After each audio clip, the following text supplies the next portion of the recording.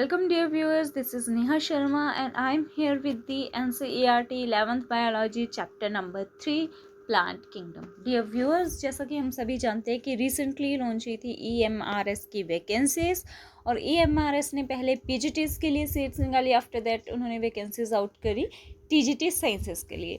तो जिन लोगों ने भी PGT बायोलॉजी का पेपर फिल किया हुआ है उन्होंने वहाँ पे वेबसाइट पे क्लियरली देखा होगा कि वहाँ पे लिखा गया है कि इसका जो सिलेबस है बायोलॉजी का वो आएगा specifically from NCERT books. So that's why I am starting with the preparation from the NCERT books. और अगर आप यहाँ पे स्क्रीन को देख रहे हैं तो यहाँ पे क्लियरली लिख रखा है chapter number 3। I am not starting with the chapter number 1 और 2 बिकॉज हम इसको बाद में लास्ट में डिस्कस करेंगे। और NCERT जो है, आप इसका अगर एवरी पेज रीड आउट करोगे तो वहाँ पे आपको मतलब कि पता लगेगा कि हर एक पेज पे जो है वो कम से कम 10 या 15 MCQ जो है 1 मार्क ऑब्जेक्टिव क्वेश्चंस जो हैं वो वहाँ पे बनते हैं, जो अगर हम थोरली रीड करें तो उनकी अच्छे से प्रिपरेशन हो सकती है। तो यहाँ पे मैं जो जो क्वेश्चंस आपको पॉइंट आउट करती जाऊँगी, आप जो है उनको नोट कर ले ताकि आपको जो है वो कॉन्टीन्यूसली पूरा उसके लिए एक्स्ट्रा टाइम ना लगाना पड़े। We will highlight only main points, main 1 mark objective questions. So without wasting let's begin this session. So dear viewers, यहाँ पे जो है वो आपको दे रखा है इन्होंने बोला है कि ये जो वीटेकर है, वीटेकर का यहाँ पे मेंशन कर रखा है। हम सभी जानते हैं प्रीवियस चैप्टर्स जो चैप्टर नंबर 1 और 2 थे वहाँ पे भी ये मेंशन कर रखा था कि जो RH वीटेकर थे इन्होंने 1969 में 5 किंगडम क्लासिफिकेशन दी थी, Monera, protista, fungi, animalia and Plantae, जो आगे यहाँ पे मैंशन है। तो ये यहाँ से एक क्वेश्चन बन रहा है जो पिछले चैप्टर से आया हुआ है। सेकेंड थिंग इन्होंने यहाँ पे दे रखा है fungi and members of Monera and Protista having cell walls. तो यहाँ पे सेल वॉल लिखा हो तो हमें ये याद रखना है कि कौन कौन से किंगडम के एनिमल्स में सेल वॉल्स प्रेजेंट होती हैं। तो फंगस, मोनेरा एंड प्रोटिस्टा, इनमें सेल वॉल प्रेजेंट होती है एंड ऑल्सो इन प्लांट्स। तो पहले जो थे ये किंगडम प्लेंटी में इंक्लूडेड थे, बट इनको जो है वो सेपरेट आउट जो है वो कर दिया गया है। नो यहाँ पे एक चीज़ हाईलाइट करके लिखी है, आर्टिफिशियल सिस्टम ऑफ क्लासिफिकेशन। तो आर्टिफिशियल सिस्टम ऑफ क्लासिफिकेशन आपको पूछा जा सकता है कि मेनली किस चीज़ के ऊपर फोकस करता है। So it mainly focuses upon the vegetative characters. Okay, जो फिजिकल कैरेक्टर है, habit, colour, number and shape of leaves. तो दैट्स वाई इसको आर्टिफिशियल सिस्टम जो है वो बोला गया। आफ्टर दैट यहाँ पे नेचुरल क्लासिफिकेशन सिस्टम हाईलाइट करके लिखा हुआ है। तो नेचुरल मतलब कि जो भी प्लांट के नेचुरल फीचर्स आपको देखने को मिल रहे हैं उनके बेस के ऊपर जो है इनकी क्लासिफिकेशन होगी। एक्सटर्नल फीचर्स के ऊपर लाइक यहाँ पे एनाटॉमी, एम्ब्रियोलॉजी और फाइटोकेमिस्ट्री मेंशन्ड है। तो ये अलग अलग जो ब्रांचेस है, ठीक है, numerical taxonomy, cytotaxonomy, chemotaxonomy, phylogenetic classification system, ये चीज़ें यहाँ पे लिख रखी है। यहाँ पे एक चीज़ बताई गई है that what is phylogenetic. Phylogenetic word का मतलब, क्योंकि क्वेश्चन ऐसा नहीं कि डायरेक्टली आपसे पूछा जाए कि who gave the phylogenetic classification system. कई बार इस तरीके से पूछा जाएगा that it mainly deals with. तो फाइलोजेनेटिक का मतलब है, जेनेटिक वर्ड यहाँ पे आ रहा है तो ये पीछे की जो हिस्ट्री आ रही है, पीछे के जो जनरेशन्स के साथ लिंक आ रहा है, जेनेटिसिटी यहाँ पे इन्वॉल्व है। तो ये यहाँ पे एवोल्यूशन की बात कर रहा है कि जो यहाँ पे पुराने ऑर्गेनिज्म से नए ऑर्गेनिज्म बने हैं, किस ढंग से कोई पर्टिकुलर ऑर्गेनिज्म इवॉल्व हुआ है, तो ये एवोल्यूशन से रिलेटेड है। तो फाइलोजेनेटिक का सीधा सीधा मतलब है एवोल्यूशन। तो आपको वहाँ पे जो ऑप्शंस दे रखे हैं वहाँ पे आपको एवोल्यूशन वर्ड जो है वो फाइंड आउट करना है। आफ्टर दैट यहाँ पे न्यूमेरिकल टैक्सोनॉमी, न्यूमेरिकल है, नंबर्स यहाँ पे चलेंगे। तो ये क्वांटिटी को मेजर कर रहा है। क्वांटिटी किस चीज़ में? Numbers and codes assign to all characters and data. तो यहाँ पे कैरेक्टर्स जो हैं कि कितने कैरेक्टर्स जो हैं वो एक, अगर हमें एंजियोस्पर्म जिम्नोस्पर्म्स को डिफ्रेंशिएट करना है, मैमल्स और मैमल्स में एव्स और वर्ड्स को हम एव्स और मैमल्स को हमें सेपरेट आउट करना है वर्टिब्रेट्स में, तो हम उनके जो कैरेक्टरिस्टिक्स हैं उनको काउंट करेंगे। काउंटिंग में हम नंबरिंग में देखेंगे कौन कौन से कितने कैरेक्टर्स जो हैं वो सिमिलर हैं, कितने कैरेक्टर जो हैं वो डिसिमिलर है। तो नंबरिंग बेस्ड है, उस सारे डाटा को एनालाइज किया जाएगा। कंप्यूटेशनल बायोलॉजी के अंदर आएगा ये चीज़। आफ्टर दैट साइटोटैक्सोनॉमी है। साइटोटैक्सोनॉमी साइटोलॉजिकल स्टडीज से रिलेटेड है, जिसमें आपका आ जाएगा साइटोप्लाज्म में क्रोमोसोम होते हैं, ठीक है। तो क्रोमोसोम्स के नंबर, उनके स्ट्रक्चर, उनके बिहेवियर को, किस ढंग से वो अटैच्ड हैं, मिसिंग है, कोई क्रोमोसोम प्रेजेंट है, तो उस सारी स्टडी को जो है वो हम साइटोटैक्सोनॉमी में काउंट करते हैं।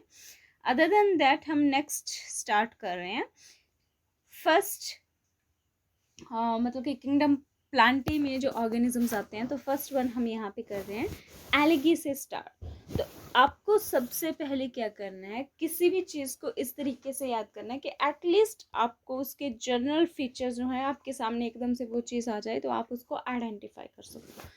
तो जब हम एलगी रीड करते हैं तो एलगी से आपको हमेशा याद रखना है कि सिंपल है स्ट्रक्चर में, स्ट्रक्चर कैसा है इनका, थैलोइड है, थैलोइड स्ट्रक्चर एंड सिंपली, और लार्जली कैसे होंगे, एक्वाटिक, पानी में पाए जाएंगे, फ्रेश वाटर और मैराइन। फ्रेश वाटर मतलब जो पानी रिप्लेस हो रहा है, बह रहा है कॉन्टिन्यूसली, ऐसा नहीं कि एक ही जगह पे स्टेगनेटेड है, बह रहा है continuously, that one is fresh water. Other than that यहाँ पे सेकेंडरी जो इनका हैबिटेट है वो आ सकता है मॉइस्ट स्टोन, सॉइल वुड, जैसा कि यहाँ पे मेंशन है। बट ये चीज़ आपको याद रखनी है, सिंपल होंगे, थैलोइड स्ट्रक्चर होगा, एक्वेटिक होंगे एंड ऑटोट्रॉफिक, अपना खाना खुद बनाने वाले। तो ये जो इनके तीन स्ट्रक्चर, तीन यहाँ पे कैरेक्टरिस्टिक्स दे रखे हैं, दीज आर इम्पॉर्टेंट, क्योंकि ये ऑटोट्रॉफिक है, that's why we can say they must have chlorophyll. Other than that आपको यहाँ पे और क्या याद रखना है, आप इसमें याद रख सकते हो इनके एग्जाम्पल्स। तो एग्जाम्पल्स जैसे यहाँ पे दे रखे हैं क्लेमाइडोमोनास, ओके।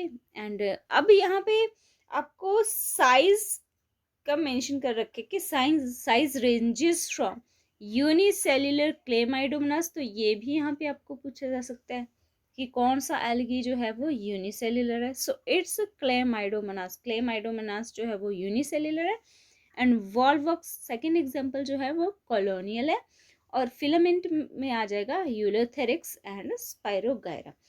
तो यहाँ पे आपको अदर देन एग्जाम्पल्स से रिलेटेड जो चीज़ याद रखनी है वो है इनका शेप, इनका साइज, की सिंगल सेल्ड है, कॉलोनियल है, या बॉल फॉर्म में है, ठीक है, या फिर कैल्प्स है। तो ये कैल्प्स वाला क्वेश्चन भी यहाँ पे बहुत इंपॉर्टेंट है। कैल्प्स किस कैटेगरी में पढ़ते हैं, ये एल्गी हैं एक तरीके के। Other than this I am not using net here, I am not skipping towards the Google. Kelps का आपको स्ट्रक्चर देखना है, you can see there on inside the images on Google. Next one हम यहाँ पे रीड करेंगे after doing these things. Next one I am going to do is the reproduction inside the algae. तो algae में reproduction की बात करें तो हम वेजिटेटिव, सेक्सुअल, एसेक्सुअल मेथड, क्योंकि रिप्रोडक्शन के ऊपर भी क्वेश्चंस पूछे जाते हैं, हम मेन वही चीज़ें पढ़ेंगे जहाँ से क्वेश्चंस पूछे जाने की पॉसिबिलिटी है। तो रिप्रोडक्शन की बात करें तो रिप्रोडक्शन इनमें वेजिटेटिव भी हो रही है, एसेक्सुअल भी हो रही है, सेक्सुअल भी हो रही है। वेजिटेटिव रिप्रोडक्शन की बात करें तो फ्रेगमेंटेशन हो रही है। यहाँ तक क्वेश्चंस पूछे जा सकते हैं कि वेजिटेटिव रिप्रोडक्शन या फिर direct fragmentation, algae reproduce by, चार ऑप्शन आपको दे दिए, उनमें से सही सिर्फ फ्रेगमेंटेशन डाला, ओके। एंड आफ्टर दैट यहाँ पे ये जो जूस्पोर्स, जो वर्ड जहाँ पे भी लिखा हुआ, तो जू मीन्स मतलब कि वो फ्लैजिलेटेड होंगे, फ्लैजिलेटेड मतलब कि tail like structure will be present over there for movement. तो जूस्पोर जहाँ पे भी वर्ड आए तो ऐसे स्पोर्स जो कि फ्लैजिलेटेड है, क्लियरली आगे लिख रखा है, they are flagellated motile spore. तो यहाँ से क्वेश्चन जो है वो बहुत बार कम्पिटिटिव एग्जाम्स में पूछा गया है, जहाँ तक मैंने देखा हुआ है। तो बोला जाता है कि what are zoospore, they are flagellated motile spores, okay. और अगर सेक्सुअल रिप्रोडक्शन की बात करें तो सेक्सुअल रिप्रोडक्शन जो है, सेक्सुअल रिप्रोडक्शन इन्वॉल्वड है, obviously there will be two gametes जो कि यहाँ पे मेंशन्ड है। और यहाँ पे जो क्वेश्चन उठता है that is whether those spores are of similar size और डिसिमिलर साइज। तो इसके बेस के ऊपर ये क्लासिफिकेशन की गई है isogamous. Iso means same, gametes यानी कि मेल फीमेल गैमेट जो हैं वो सेम रहेंगे। सेम किस सेंस में रहेंगे वो भी यहाँ पे मेंशन्ड है। आइसोगेमेट्स का मतलब है these gametes are flagellated and similar in size. Flagellated होंगे या तो दोनों के दोनों और साइज में सेम होंगे, या तो दोनों के दोनों ही नॉन फ्लैजिलेटेड होंगे बट साइज में सिमिलर होंगे। तो ये मैं यहाँ पे थोड़ा रब करके आपको जो है वो वापस दिखाऊंगी कि कौन से पर्टिकुलर एग्जाम्पल में गैमेट्स जो हैं वो सिमिलर हैं साइज में, और कौन से पर्टिकुलर एग्जाम्पल में गैमेट्स जो हैं वो डिसिमिलर हैं साइज में। सो मैं यहाँ पे आपको मेंशन कर रही हूँ, लाइक आप यहाँ से देख सकते हो क्लेमाइडोमोनास का यहाँ पे एग्जाम्पल दिया गया है। इसमें क्या है, फ्लैजेलेटेड स्पोर और सिमिलर इन साइज। याद रखना है एल्गी के कौन से एग्जाम्पल में स्पोर्स जो है वो सिमिलर इन साइज और फ्लैजिलेटेड है, क्लेमाइडोमोनास। और नॉन फ्लैजिलेटेड, बस यही डिफरेंस रहेगा, साइज सेम रहेगा बट नॉन फ्लैजिलेटेड होंगे इन केस ऑफ स्पाइरोगेरा। तो ऐसे रिप्रोडक्शन जिसमें दोनों के दोनों मेल फीमेल गैमेट्स जो हैं वो सिमिलर हैं किसी ना किसी सेंस में, उसको बोला जाता है आइसोगेमस। और जब दो गैमेट जो हैं वो डिसिमिलर है, मतलब कि एक मोटाइल है दूसरा नॉन मोटाइल है, या एक का साइज बड़ा है दूसरे का छोटा है, तो that one are known as एनिसोगैमस।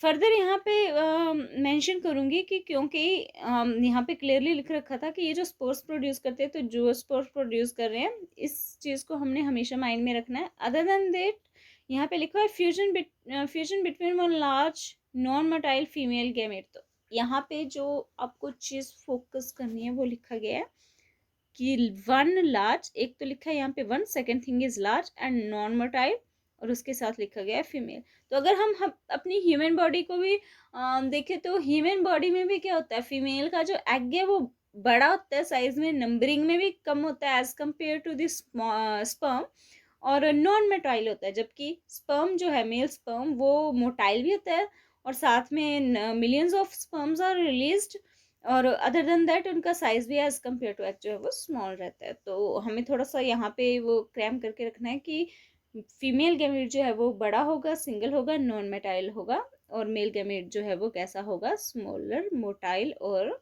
आ, आ, इसको इन दोनों के बीच में जो फ्यूजन रहेगा उसको हम बोलेंगे oogamous। Okay, motile male gamete is non as oogamous। तो